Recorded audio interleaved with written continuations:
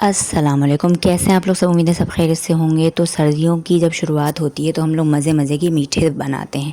تو آج اسی مناسبت سے میں نے بنایا ہے زبردست سا کوئک سا گجریلا، جس کو ہم گاجر کی کھیر بھی کہتے ہیں۔ آپ لوگوں کے گھروں میں بھی یہ ضرور سے بنتی ہوگی۔ تو آئیے آج میں آپ کو بنانا بتاتی ہوں، اور اس میں ایک خاص انگریڈینٹ بھی ڈالوں گی جس سے آپ کا گجریلا مزید اچھا بن جائے گا۔ تو ویڈیو شروع کرنے سے پہلے میں آپ لوگ سے ریکویسٹ کرتی چلوں کہ اگر میرے چینل پہ آ گئے ہیں اور چینل کو دیکھ رہے ہیں تو کائنڈلی لائک اور سبسکرائب شیئر ضرور پریس کر دیجئے۔ تو آپ کو میں بتاتی ہوں کہ گجریلا ہم کیسے بنا رہے ہیں۔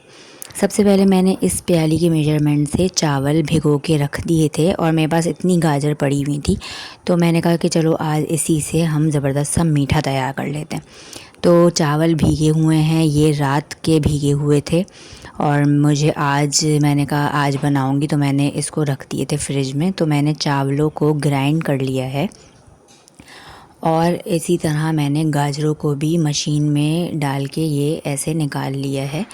اور اگر آپ کے پاس مشین نہیں ہے تو آپ کدوکش سے بھی نکال سکتے ہیں ایزیلی۔ تو یہاں پہ میں لے رہی ہوں 1.5 لیٹر دودھ کا۔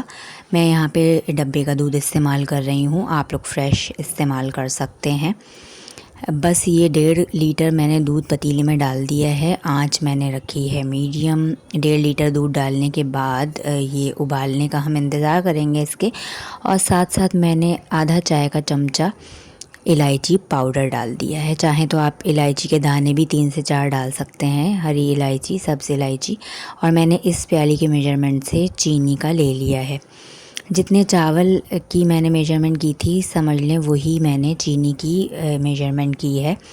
1 کپ چینی کا ہم 1.5 لیٹر میں استعمال کریں گے، لیکن اگر آپ کو میٹھا زیادہ یا کم پسند ہے تو آپ اس کو آرام سے ایڈجسٹ کر سکتے ہیں۔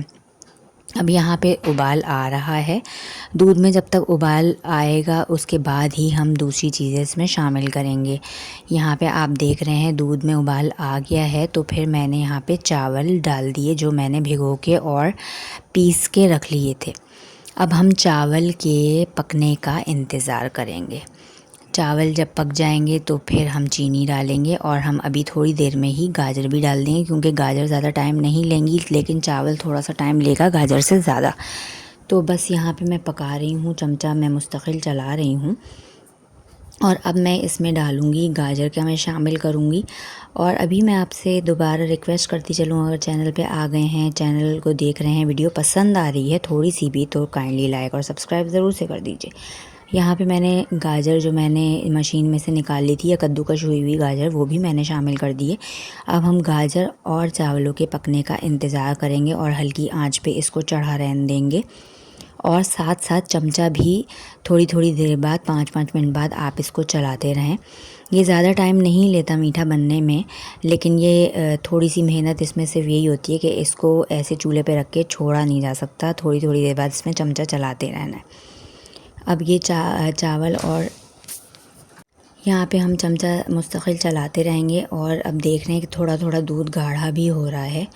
بس یہ ہماری کنسسٹنسی جتنی آپ کو چاہیے آپ کو اتنی رکھنی ہے، یہ پکتا رہے گا اور دودھ میں مزید ذائقہ آتا چلا جائے گا، چاول اور گاجر بھی ساتھ ساتھ پکتے چلے جائیں گے۔ اچھا، یہاں پہ میں کیوڑے کا شامل کر رہی ہوں، 1 چائے کا چمچہ آپ کیوڑا شامل کر دیں۔ یہاں پہ اس سے بڑی اچھی خوشبو اور ٹیسٹ آتا ہے، بالکل باہر کے گجریلے کے جیسا ٹیسٹ آتا ہے۔ اب یہاں پہ آپ کیوڑے کا شامل کر کے اور یہ چلاتے رہیں، ہمیں تھوڑا سا اس کو گاڑھا کرنا ہے۔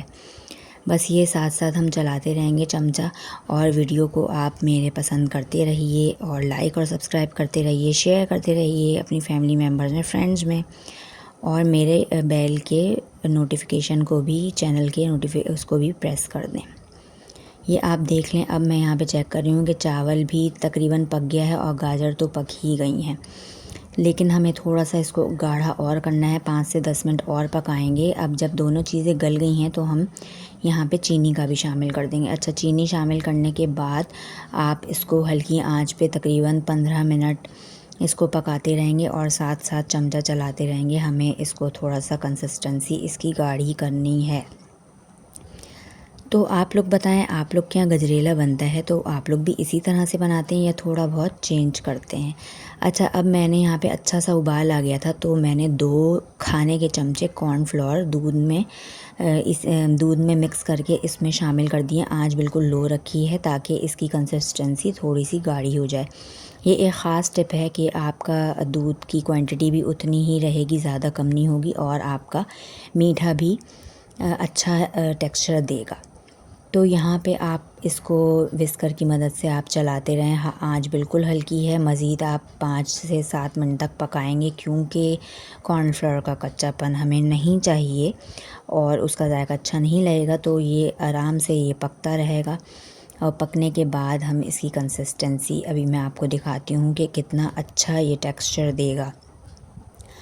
تو یہاں پہ میں یہ چمچے سے یہ چلا رہی ہوں، میٹھا ہمارا زبردست سا ریڈی ہو رہا ہے۔ آپ لوگ کو کیسا لگ رہا ہے؟ یہ دیکھنے میں، کھانے میں بھی بہت ہی مزیدار بنا تھا یہ۔ تو یہاں پہ آپ دیکھ سکتے ہیں کتنا اچھا اس کی تھکنیس کتنی اچھی ہو گئی ہے، اور اس کے بعد میں چولہا یہاں پہ بند کر دوں گی۔ بس اتنی ہی تھکنیس چاہیے۔ چولہا بند کرنے کے بعد اس کو روم ٹیمپریچر پر آنے دیں گے ٹھنڈا کرنے کے لیے، کیونکہ یہ مزید گاڑھا ہوگا ٹھنڈا ہونے کے بعد۔ بس یہ میں نے اس کو روم ٹیمپریچر پر آنے دیا، اس کے بعد میں نے اس کو پیالے میں نکال کے اس کو گارنش کی۔ جو بھی آپ کے پاس ڈرائی فروٹس ہیں آپ اس سے گارنش کر سکتے ہیں۔ ویڈیو کیسی لگی؟ پسند آئی ہو تو لائک اور سبسکرائب ضرور سے کر دیجئے۔ دیکھیں کتنا زبردست میٹھا ہمارا تیار ہو گیا ہے۔ اللہ حافظ، نیکسٹ ٹائم دوسری ریسیپی کے ساتھ حاضر ہوں گی۔